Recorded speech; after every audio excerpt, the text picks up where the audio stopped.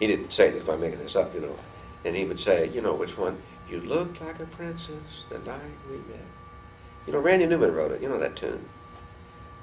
And he wouldn't play it for me. He would pick up his guitar. He would sing it and tell me who wrote it and where to find it and some things like that. He wasn't interested in playing it for me. He wanted to just get me started and have me come back and show him what I could play. So the way he thought about songs was not as guitar arrangements, but as songs.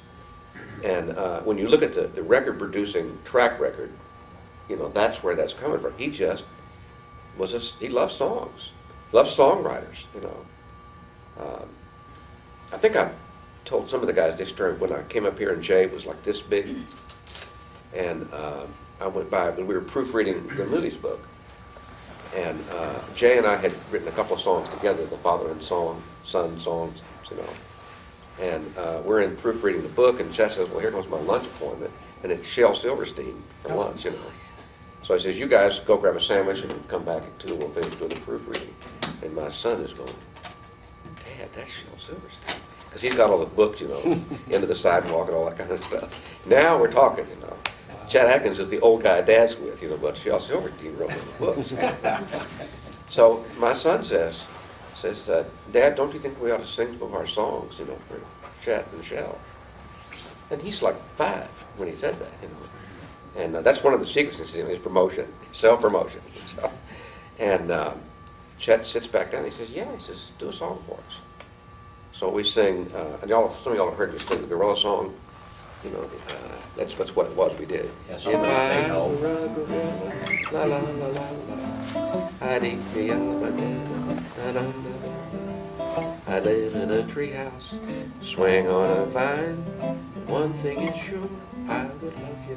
Yeah, yeah, yeah, yeah, yeah, yeah, yeah, yeah, yeah. So we did that for them, and after we did it,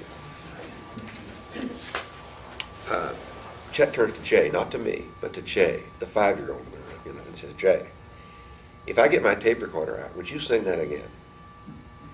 And Jay, without looking to me to see whether or not we should say yes, he said, sure. So Chet goes over, gets a cassette out, you know, it's got little labels he puts on cassettes and writes J. Knowles and John Knowles, you know. And what'd you say the name of that song was? Gorilla Song. Gorilla Song. Okay. Puts the cassette in the pair, goes over there and holds it there like this to Jay, and we do the Gorilla Song thing all the way through. Now we're in Chet's office over at RCA Records, and here's my son at age 5 singing into a tape recorder being held by Chet Atkins. And I don't even believe this, you know. And so, but anyhow, years later when Shel died, and a bunch of the songwriters here in town had a tribute night, and we all got together. So Jay and I decided we would do a Shel Silverstein song, and we learned to sing Daddy, What If the Sun Stopped Shining? What would happen then? You know that song? Daddy, what if the sun stopped shining? I think Bobby Bear and his son had a hit. So Jay learned the kid part, and I learned the dad part, you know. It was a bum deal because his part was, Daddy, what if the sun stopped shining? What would happen then? And my part was, well, if the sun stopped shining, the grass wouldn't grow, and essay, you know, and then so whatever you do, and if then you wouldn't love me, so whatever you do, you better hope the sun doesn't stop shining because I don't want you to stop loving me. You know, it's where it goes. So what would happen if the grass stopped growing? All. But Jay and I did that song. So I asked him, and this is now Jay's 26 or 7 now, so it's 20 years later, and he's a songwriter by now. You know. And I asked him what he remembered about that night. He said, that afternoon in this place, he said, oh yeah. He said, that was my first Nashville recording session. And the thing about it is, here's Jay, becomes a songwriter, but at age 5, here's Chet holding the microphone. Now you tell me, cause and effect, I don't know, you know, but it's, and again, you know, we've heard of guys around here all talk about generosity of spirit, and that's generosity on a huge level to take that moment and do that with Jay. But he also saw that Jay and I had done that. He'd already seen some of my guitar work, you know, here was something new. And as we're walking out the door that day at the office, Chet says to me, says, you need to write some more songs. Send me some songs. So I'm in the car. We're driving back to Dallas. And I'm driving. And I wrote Red Hot Picker for Jerry Reed. because Chet had said, you need to write some more songs. I mean, I got real serious, you know. And I sent it, and he recorded it, and I'm thinking, man, this is some business, you know.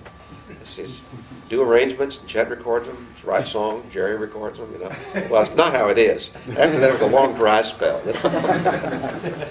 But it's funny to realize that somehow I was I worked hard. As Becky says, I know you worked hard, but you really got lucky. And I thought, there it is. But so, if we're going to write a book about my life, that's the name of it. Work hard, get lucky. Yeah, You know? that's great. Because the thing is, all of us are working hard, and we get varying degrees of luck. Sometimes somebody gets lucky without hard work, and it's hard to make it pay off. You know, because you don't have anything to back it up. And let me see if I can still play Chicken in the Rain.